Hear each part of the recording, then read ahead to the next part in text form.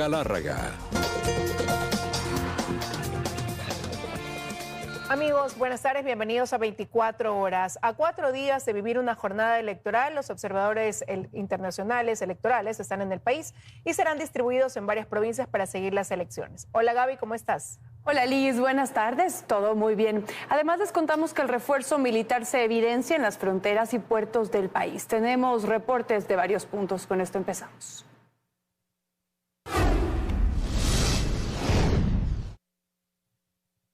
Los operativos de las Fuerzas Armadas se intensifican en las fronteras, puertos marítimos y terminales aéreas del país. Este noticiero estuvo presente en un operativo fluvial. A continuación, Astrid Singre desde el sur de Guayaquil nos cuenta más. Hola Astrid.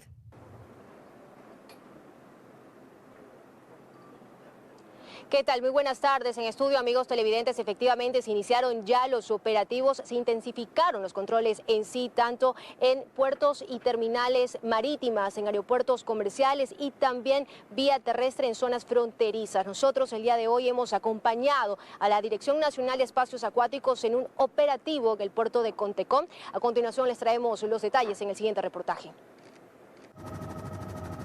Nos embarcamos desde muy tempranas horas de la mañana para salir junto con uno de los grupos de patrullajes móviles de refuerzo que desde el 3 de enero incorporó la Dirección Nacional de Espacios Acuáticos. India Lima, Charlie, chequeo radio, cómo copia, cambio.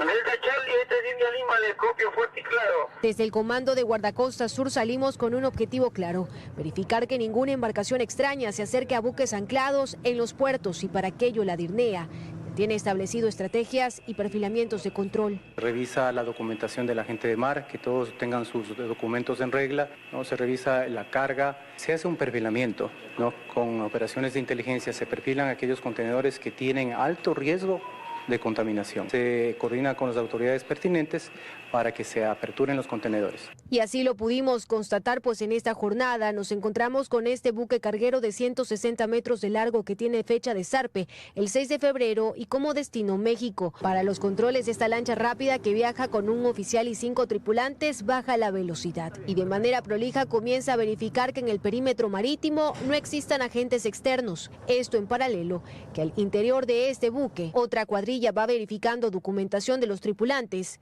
instalaciones y puntos de acceso sensibles por donde puede ingresar la droga, y para que ellos establecen agentes de manera permanente, tal y como se observa en las imágenes aéreas.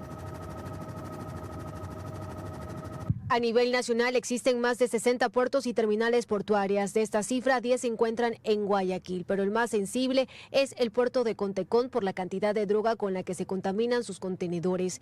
Pero no es el único delito que se busca. Así también hay otros, como la migración ilegal. Puede ser que se suban a través de la borda de los buques mercantes personal extraño que quiera abandonar el país para irse a otro destino. Adicional a estos puertos ubicados en la urbe, también se ha intensificado los controles en el Golfo. 2 puertos principales que están en la jurisdicción del sur son DP World en Pozorja, que es el puerto de aguas profundas, y Gilport en Puerto Bolívar, que es un puerto esencialmente bananero. Esta es la segunda militarización que se ordena desde el gobierno nacional. Estas acciones tomadas a nivel nacional ya se repiten en provincias como Manabí, El Oro y Esmeraldas. Añadir también que estas acciones se van a planificar de manera semanal con el conjunto de las Fuerzas Armadas. Esa es la información a esta hora de la tarde. Ustedes continúan con más. Tengan muy buena jornada.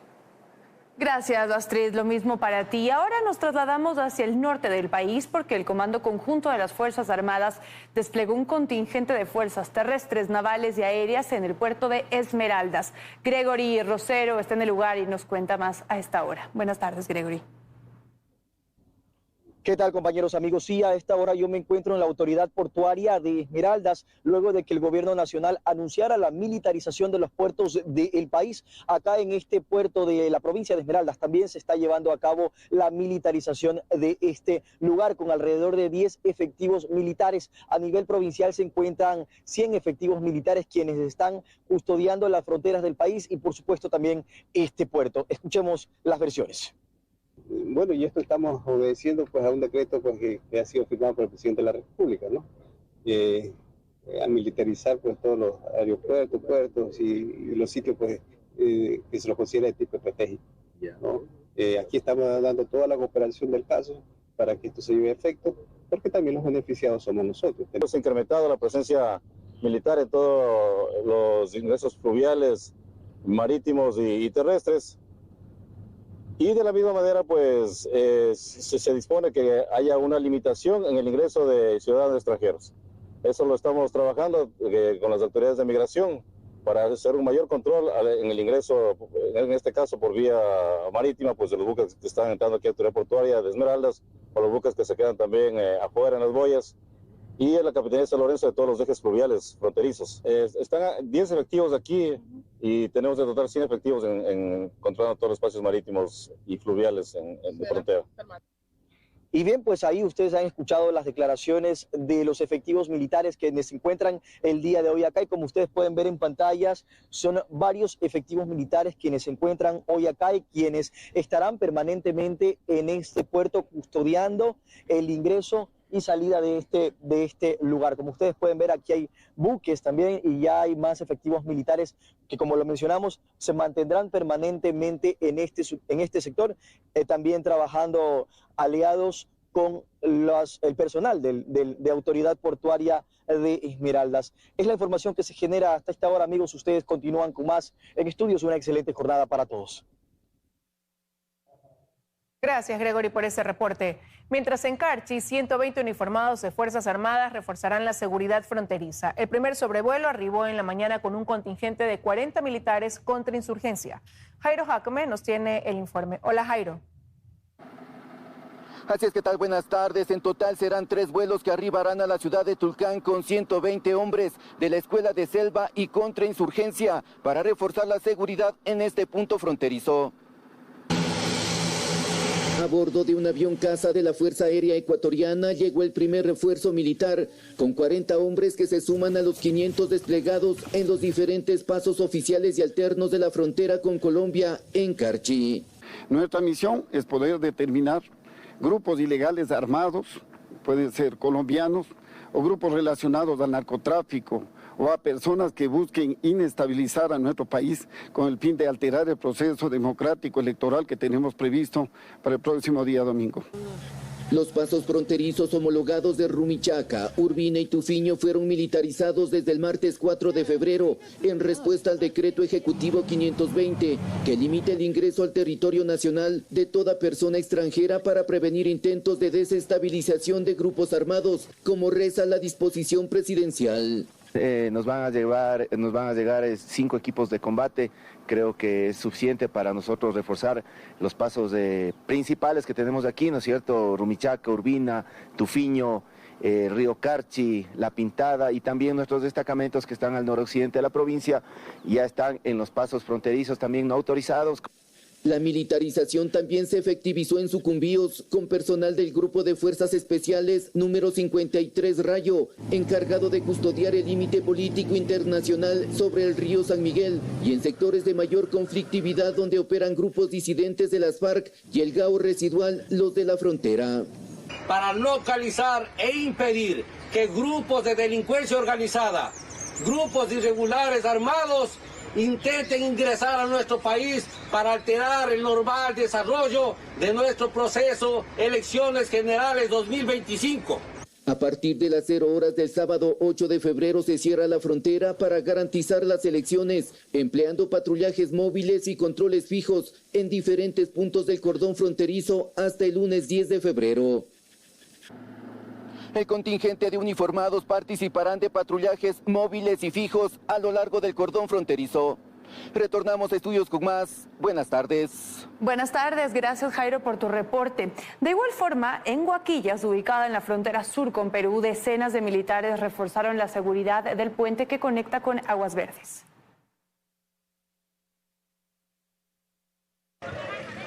Los refuerzos llegaron a esta parte del país desde tempranas horas de la mañana de este miércoles y en cumplimiento a lo dispuesto por el presidente Daniel Noboa, las Fuerzas Armadas aumentaron su presencia en la frontera sur. En la zona, las acciones se concentraron en el cantón Huaquillas, en las vías de acceso, el puente internacional y los canales que dividen la frontera. Omar Quintana es el comandante de la Brigada Constitución de Arenillas. Están unos 4 equipos de combate, están desplegados. Sí, todo lo que entra y sale. Los controles se intensificaron también en los al menos 25 pasos ilegales identificados a lo largo de la frontera. Estos accesos son utilizados por las mafias para el tráfico de armas y combustibles. Y así evitar cualquier situación que se pueda dar en contra aquí en el territorio nacional. Por su parte, el gobierno de Perú ya fue informado sobre la decisión de Ecuador de cerrar sus fronteras del 8 al 10 de febrero, coincidiendo con las elecciones generales del 9 de febrero. Joana Ramos, Teleamazonas.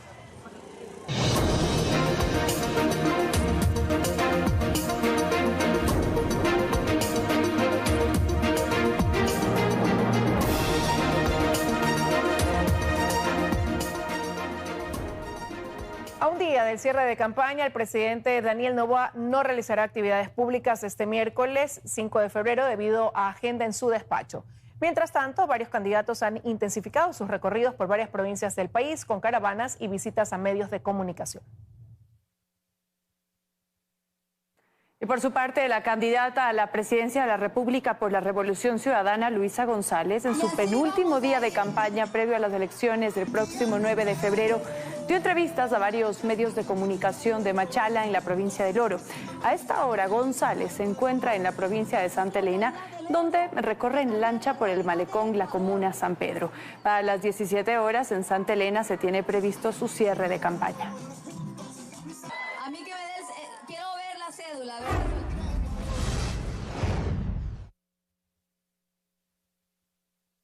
Las delegaciones provinciales del Consejo Nacional Electoral continúan capacitando a los miembros de las juntas receptoras del voto a 4 días que los ecuatorianos acudan a las urnas. Erika Vera se encuentra en la delegación provincial del Guayas y nos cuenta más. Hola, Erika.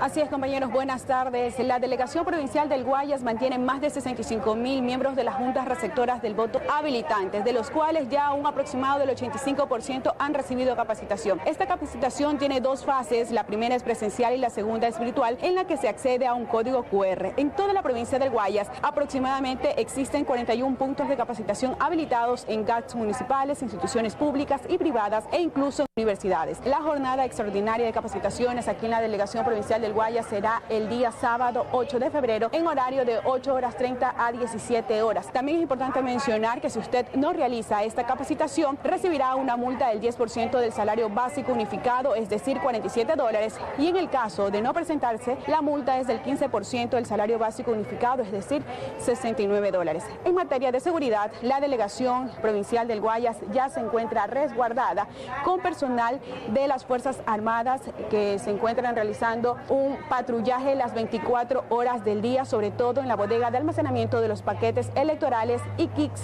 técnicos. Los mismos que iniciará su traslado desde el viernes 7 de febrero en horarios de la tarde a los sectores o recintos más alejados, mientras que el día sábado 8 de febrero, el día previo a las elecciones, se realizará la distribución a los recintos más cercanos. Es importante mencionar que también las calles aledañas a esta delegación provincial del Guayas serán cerrados al tránsito y resguardado por parte de la Policía Nacional y militares desde el día viernes en horas de la tarde. Esta es la información que tenemos para ustedes. Buenas tardes. Gracias, Erika, por tu reporte. El Consejo Nacional Electoral tiene todo listo para las votaciones del 9 de febrero. 1.659 observadores nacionales e internacionales están acreditados y ya se presentó la primera denuncia por infracción electoral. Cada vez falta menos para el 9 de febrero y el Consejo Nacional Electoral está listo. Así lo confirmó este miércoles la presidenta Diana Atamaint en el espacio de entrevistas de 24 horas. Explicó que lo único pendiente es la distribución de los últimos paquetes electorales. Hoy concluyen con las 23 provincias. El día sábado y viernes estaremos haciendo la distribución en la provincia de Pichincha y con eso se cierra. Lo que estamos también es acreditando a los delegados de las organizaciones políticas que tienen el derecho de estar en todas las mesas. Tipos de seguridad. Garantizó total transparencia, pues son 1.659 los observadores nacionales e internacionales acreditados. Este miércoles, por ejemplo, 58 personas de la Red Mundial de Jóvenes Políticos recibieron capacitaciones para vigilar este proceso. Está Colombia, está Haití, Honduras, Paraguay, México, Perú y República Dominicana. Ver que el proceso como tal se dé de forma transparente, objetiva. Vamos a estar presentes aquí en la capital, un grupo va a estar en la provincia de Imbabura. Hemos recibido capacitaciones, nos hemos informado con personal ya adecuado y capacitado aquí en Ecuador. En cuanto a infracciones electorales, Atamaínti informó que ya se ha presentado una primera denuncia contra una candidata asambleísta de Santo Domingo. Por usar recursos públicos, que fue conocido por todo el país. La de las cocinas de inducción. La de las cocinas de inducción. Ya está denunciada. Ya está denunciada. El día de hoy ingresaremos la otra denuncia del mismo caso, pero de la provincia del Oro. En el caso de los presidenciables, aclaró que se registran los datos junto a la Contraloría para presentar denuncias penales si fuera el caso. El siguiente paso en el calendario es el voto de los privados de libertad, que será este 6 de febrero, mismo día en el que culmina la campaña electoral. Lucía Clavijo, Teleamazonas. Además de binomio presidencial y asambleístas, en las elecciones del próximo domingo, Ecuador elige a sus 5 representantes en el Parlamento andino. ¿Qué competencias tiene este organismo y qué dicen algunos de sus candidatos? Se lo contamos. Bolivia, Chile, Colombia, Perú y Ecuador integran el Parlamento andino, un organismo creado en 1979 con sede en Bogotá, Colombia. Ahí cada país tiene a 5 representantes. Actualmente por Ecuador están Verónica Arias y Virgilio Hernández del Movimiento Revolución Ciudadana, Miriam Cisneros de Pachacutic, Paul Desenblac de la Izquierda Democrática y Cristina Reyes por el Partido Social Cristiano. Todos fueron electos en 2021 y a diferencia de la Asamblea Nacional elegida entonces, ellos no terminaron funciones tras la muerte cruzada decretada en el gobierno de Guillermo Lasso. Pero este 2025 termina su periodo y Ecuador elige el domingo a quienes los van a reemplazar. En total, 11 organizaciones políticas cuentan con candidatos al Parlamento andino, en cada una 5 nombres. Alejandra Castañeda y Santiago Begdach son 2 de ellos. La primera por el movimiento Suma y el segundo por Construye. Ambos coinciden en que de entrada hay que trabajar en dar a conocer qué hace este organismo, pues creen que pasa desapercibido. El 80% de los ciudadanos de la comunidad andina desconocen lo que hace su parlamento y es por eso que yo he aterrizado esta propuesta en 2 ejes específicos. El primero, una campaña masiva de comunicación. Lo que no se comunica no se conoce. Es necesario que la gente conozca su parlamento, qué hace, qué función tiene, entre otras. Las demás organizaciones políticas lo único que han hecho es dedicarse a hacer TikToks y a mandar a jubilar a los políticos a esta institución que debe ser priorizada por el pacto que tenemos la comunidad andina en el sentido de mejorar la calidad de vida de los ciudadanos que estamos en la región. Y es que aunque el Parlamento andino tiene como misión armonizar las leyes de la región, garantizar la participación ciudadana y fortalecer la integración, no dicta normativa y sus resoluciones no son vinculantes. No obstante, ambos candidatos creen que en la crisis migratoria y de seguridad que atraviesa la región, el organismo podría ser una voz relevante. Sí, efectivamente, el hecho de ingresar sin documentación a un país es ilegal y esa persona debe retornar a su país de origen, sí, pero esa persona, a pesar de no tener papeles, es una persona que tiene derechos. Y es necesario que nosotros, como el Parlamento andino, unamos y entendamos a las 2 partes para poder llegar a un beneficio regional. Y también campañas de prevención general en cuanto a la educación para evitar precisamente que las personas migren y migren de manera irregular. Lo principal, proteger a nuestros ciudadanos en la región. Ellos y otros 53 candidatos aspiran a representar a Ecuador en este organismo. Carlos Acoto, Teleamazonas.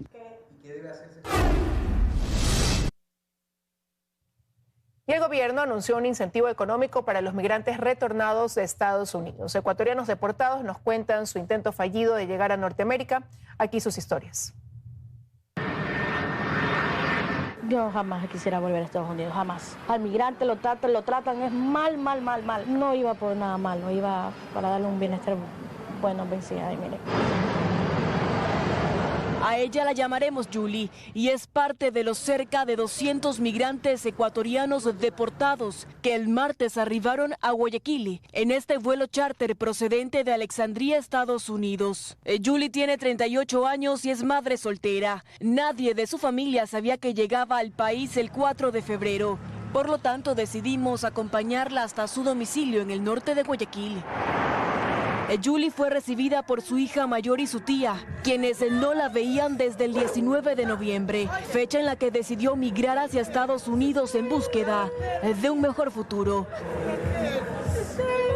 Su ruta fue el Darién. No obstante, fue detenida el 20 de diciembre, justo cuando intentaba cruzar el muro fronterizo entre México y Estados Unidos. Para que no lo vean a uno hay que cruzar montes, selvas.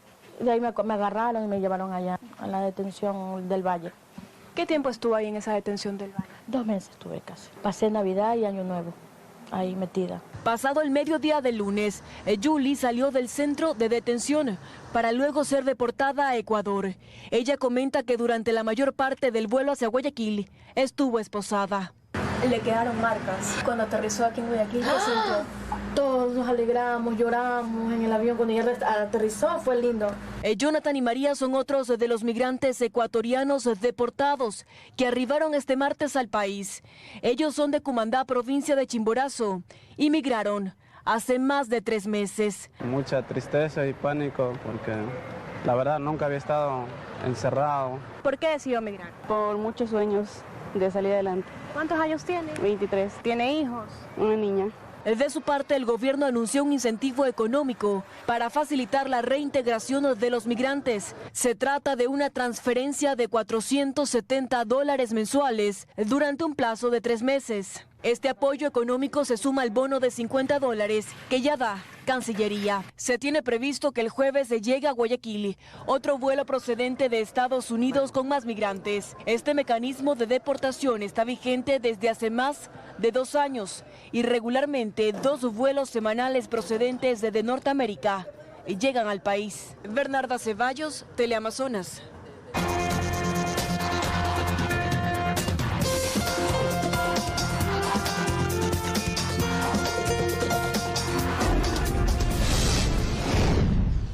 Gracias por seguir con nosotros.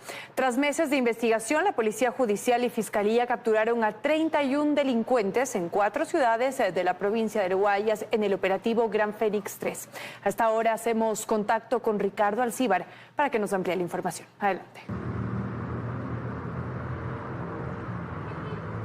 ¿Qué tal? Así es, buenas tardes. Un operativo que se desplegó a lo largo de las ciudades de Guayaquil, Durán, San Borondón y también en el cantón Daule, acá en la provincia del Guayas, que dejan a 31 delincuentes detenidos, todos ellos pertenecientes a una agrupación delictiva que tenía como principal actividad el robo de cajeros automáticos, pero también de vehículos blindados. Ellos, según información de la Policía Nacional, tendrían vínculos con varias estructuras terroristas en diferentes cantones del país donde operaban, es decir, tenían injerencia a lo largo de todo el país. El comandante de la Policía Nacional de la Zona 8, el general Pablo Dávila, realizó una rueda de prensa esta mañana y a continuación escuchemos sus declaraciones. Participamos 201 servidores policiales apoyados por 16 señores fiscales que realizaron de manera simultánea 31 allanamientos, logrando los siguientes resultados: 31 detenidos, dentro de los cuales tenemos 23 hombres, 8 mujeres, 19 de ellos con antecedentes por delitos de tráfico de sustancias sujetas a fiscalización, robo, asesinato, tenencia de armas, ocultación de cosas robadas y asociación ilícita. Este grupo de delincuencia organizada tenía esta relación en los lugares donde iban a participar e iban a perpetrar estos delitos, en conexión con los grupos de delincuencia organizada de todos los sectores, sea Chone Killers, Latin Kings, Lobos, etcétera.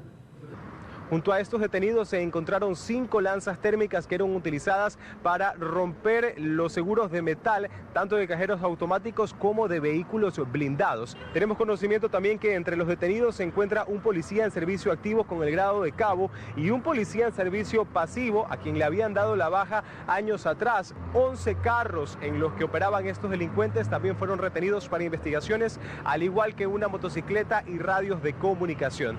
Aún hay algunas pericias por parte de Fiscalía General del Estado y de la Policía Nacional en torno a este caso, para detener a posibles más miembros de esta banda terrorista. Hasta acá la información. Muy buenas tardes. Buenas tardes, Ricardo. Muchísimas gracias. Y esta madrugada la policía allanó en el sector de Rancho Alto, en el noroccidente de Quito, 6 viviendas que presuntamente eran utilizadas para el almacenamiento y venta de autopartes de vehículos reportados como robados. 4 sujetos que operaban en la capital fueron aprehendidos. Entre las evidencias están 1.500 autopartes, 72 motores de autos, También motores con la serie Alfa numérica adulterada, un vehículo recuperado y un arma de fuego. Agentes de la UNACE de la Policía Nacional han logrado liberar en menos de 24 horas a 3 víctimas de secuestro en Guayaquil, una de las ciudades más afectadas por este delito. Por aire, mar y tierra, es el despliegue de los agentes de la UNACE de la Policía Nacional para continuar liberando a víctimas de secuestro en Guayaquil. En el manglar de la isla Trinitaria, sur del puerto principal, dejaron abandonado a una víctima de secuestro. Un mecánico por el que exigían $20,000, pero los criminales, al darse cuenta que los familiares no tenían dinero para pagar, la víctima estaba temblando. Por su desesperación se lanzó al agua, pero no sabía nadar. Cuando pensaba que no iba a sobrevivir, aparece la policía de la UNACE, quienes llevan más de 72 horas sin descanso, de liberación en liberación. ¡Libertad! Gracias, muchas gracias, Dios Padre Santo amado. Para llegar a este punto, los agentes policiales se movilizaron en lanchas y se ayudaron desde el aire con el helicóptero de la aeropolicial. Mientras que estas imágenes muestran el allanamiento a esta vivienda ubicada en el sector del Guasmo, sur de Guayaquil, donde mantenían en cautiverio a otra víctima de secuestro. En este caso no era una estructura levantada para este delito. Se trata de una vivienda familiar donde sus integrantes se dedican a esta actividad ilícita. El tema de secuestros tenemos un incremento del 9%, pero también una efectividad con respecto al tema de la respuesta en atención a los secuestros que se han dado bajo diferentes modalidades, y con respecto al tema de la extorsión tenemos un incremento del 1%, y sobre todo también con la efectividad operativa de la Policía Nacional. En tanto, en las últimas horas la policía liberó al propietario de esta ferretería ubicada en el sector de la Juan Montalvo noroeste del puerto principal. Secuestrado por este grupo criminal, captado por cámaras de seguridad, momentos en que a plena luz del día y fuertemente armados ingresaron hasta el local y se lo llevaron a la fuerza. Con estos casos, Guayaquil suma más de 30 secuestros de enero a lo que va de febrero, siendo la urbe porteña el punto donde más se registran casos de secuestro a nivel nacional. Catalina García, Teleamazonas. La Armada de Estados Unidos decomisó 1,5 toneladas de cocaína en alta mar e interceptó una embarcación a más de 250 millas del puerto de Manta. 3 ecuatorianos fueron aprehendidos tras una prueba que confirmó la presencia de la sustancia. Según el capitán de puerto, el buque estadounidense realizó la incautación tras hallar varios bultos negros en una lancha de fibra de vidrio. La embarcación estaba equipada con radio, boyas y GPS, lo que sugiere una operación organizada. La fiscal Alexandra Bravo informó que los detenidos son de Manabí y Salinas. Se investiga el origen y destino de este cargamento. 10 de los 22 grupos que fueron calificados como terroristas en enero del 2024 fueron reclasificados en 3 categorías. Esto se ha dado porque han ampliado o diversificado sus actividades criminales. Después de un año de vivir bajo conflicto armado interno, Ecuador no logra superar la crisis de inseguridad. Por el contrario, los grupos criminales que fueron calificados como terroristas en enero de 2024 han reconfigurado sus actividades. Tal es así que de las 22 organizaciones terroristas, 10 fueron reclasificadas por el Centro de Inteligencia Estratégica CIES en 3 grupos. Los lobos y choneros están en la cúspide de la pirámide criminal y son considerados ahora como grupos armados organizados. Quiere decir que tiene un alcance transfronterizo en donde ya no son únicamente operadores de servicio de estructuras criminales transnacionales, sino que ellos también tienen recursos económicos, militantes y también capacidad armamentista para contratar a otras estructuras criminales. Los tiguerones, en cambio, son catalogados como grupo de delincuencia organizada transnacional, mientras que los fatales, águilas, chone killers, tiburones, lagartos, Latin Kings y Gangsters constan ahora como grupos de delincuencia organizada, reclasificación que a criterio de la catedrática universitaria Michelle Maffei es incorrecta.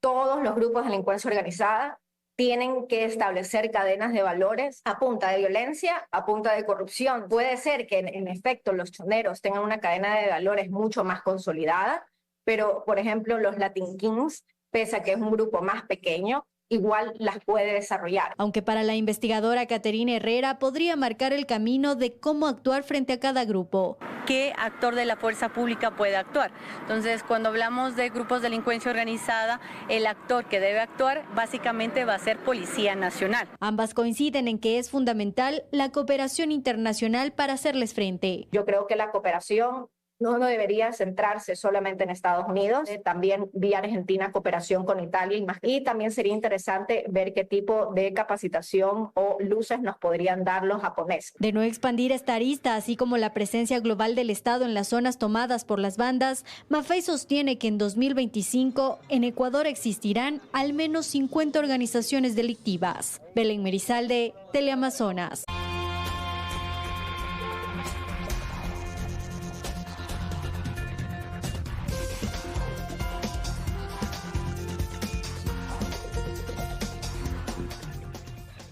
Estamos de regreso con más. La expresidenta de la Corte Provincial del Guayas, Fabiola Gallardo, el exasambleísta Pablo Muentes y 11 personas más enfrentan su audiencia de juicio en el conocido caso Purga. En su alegato de apertura, la Fiscalía los acusó de formar una estructura criminal que manipuló y secuestró el sistema de justicia del Guayas. Escuche la audiencia. Digo el país que por fin se termina esta farsa. ¿Cuál es la farsa? Esto fue lo que manifestó el exasambleísta del Partido Social Cristiano, Pablo Muentes, acusado de autor del delito de delincuencia organizada, al ingresar a la sala en la que será juzgado junto a 12 personas más. Este miércoles, luego de 11 meses de arrancado el proceso, finalmente se instaló el juicio. Tras detallar ciertas medidas para un correcto desarrollo de la audiencia, la jueza Daniela Camacho dio paso a los alegatos de apertura. El primero en tomar la palabra fue el fiscal general subrogante Wilson Tuainga, quien aseguró que este proceso se trata sobre la contaminación del sistema de justicia de la provincia del Guayas entre 2022 y 2023, pues se habría conformado una estructura criminal que infiltró, manipuló y controló fallos judiciales con objetivos económicos y de impunidad. Especificó que esto inició el 7 de febrero de 2021, cuando Pablo Muentes asumió el cargo de asambleísta del Partido Social Cristiano, pues valiéndose de su poder y amistad con la expresidenta de la Corte del Guayas, Fabiola Gallardo, moldearon la justicia a su antojo. La defensa de Gallardo no niega la amistad, pero asegura que no configura un delito. Tenían una relación de amistad, no íntima, pero sí tenían una relación. Que nosotros nunca hemos negado, pero que eso no significa que haya influenciado para que Fabiola Gallardo favorezca en alguna de las sentencias. Para demostrar cómo usaban la justicia a su favor, el fiscal expuso que en medio de un proceso que llevó adelante una entidad bancaria en contra de Muentes para cobrar una serie de créditos impagos, se sorteó un tribunal a su favor y pasó de ser deudor a ser acreedor de 3,8 millones de dólares. Por supuesto, nosotros esperamos que el tribunal actúe con absoluta prolijidad y probidad, que actúen con eficiencia y eficacia, con imparcialidad, y al final de este juicio pues se logre obtener una sentencia ratificatoria de inocencia a favor de mi cliente. Concluidos los alegatos de apertura de Fiscalía, tomaron la palabra las defensas. Los abogados de Fabiola Gallardo y Pablo Muentes coincidieron en señalar que a lo largo del proceso desvirtuarán el testimonio de la relacionista pública de la Corte del Guayas, Mayra Salazar, en el que se basa la mayoría de pruebas. Se espera que el juicio tome aproximadamente 3 semanas. Daniela Valencia, Teleamazonas. Pacientes renales piden la intervención de la Asamblea para que el gobierno cumpla con el pago a las clínicas dializadoras para que sus tratamientos no se interrumpan, pues de esto depende su calidad de vida. Este miércoles el Pleno trata un proyecto de ley sobre este tema. Jamás me gustaría ver a mi madre arrodillada frente a una persona solicitándole clemencia para poder seguir viviendo. Es el testimonio de Gabriela Álvaro, paciente de diálisis, pues fue diagnosticada con insuficiencia renal crónica. Este miércoles fue recibida en el Pleno de la Asamblea. Les pidió intervenir para que el gobierno ponga entre sus prioridades el pago a las clínicas que ofrecen este servicio, ya que sus vidas dependen de ese tratamiento. Esto que ven aquí es un ultimátum que enviaron ayer varias dializadoras, mencionando que el 15 de febrero suspenderán los tratamientos de hemodiálisis en muchas clínicas en Pichincha. Eduardo Bermeo también acudió al Parlamento. Habló de la falta de insumos y medicamentos en la red de salud pública para los pacientes renales. Recordó que la Asamblea tiene la posibilidad de normar para que la atención a este grupo sea prioritaria. El percance fue que un hospital público no tenía una de estas, una sutura para suturar arterias. que cuesta entre $2.50 y $10. Y me desangré, perdí mi otro riñón. Después de eso tuve 3 paros cardiorrespiratorios, tuve neumonía, estuve más o menos un mes en coma y sigo vivo. Quiero hacer un llamado a los señores asambleístas de ADN. Ustedes están más cerca del presidente. Nosotros estamos más cerca de la tumba. Sin embargo, en el Pleno, estos testimonios no lograron captar la atención de un grupo de asambleístas, pues mientras los pacientes intervenían, esto ocurría en sus curules. Para esto hay un solo medicamento, Sevelamer 800 miligramos. Sus comparecencias se dieron en el marco del primer debate del proyecto de ley de salud renal y nefroprevención, el cual busca garantizar el acceso a los servicios, medicina continua y el trabajo preventivo. Al no existir la medicina en este tipo de enfermedades que son tan delicadas, la vida de los pacientes se pone en riesgo de manera muy pronta. Las observaciones de este proyecto de ley regresarán a la Comisión de Salud para que se elabore el informe para segundo debate. En Quito, Karen Aro, Teleamazonas.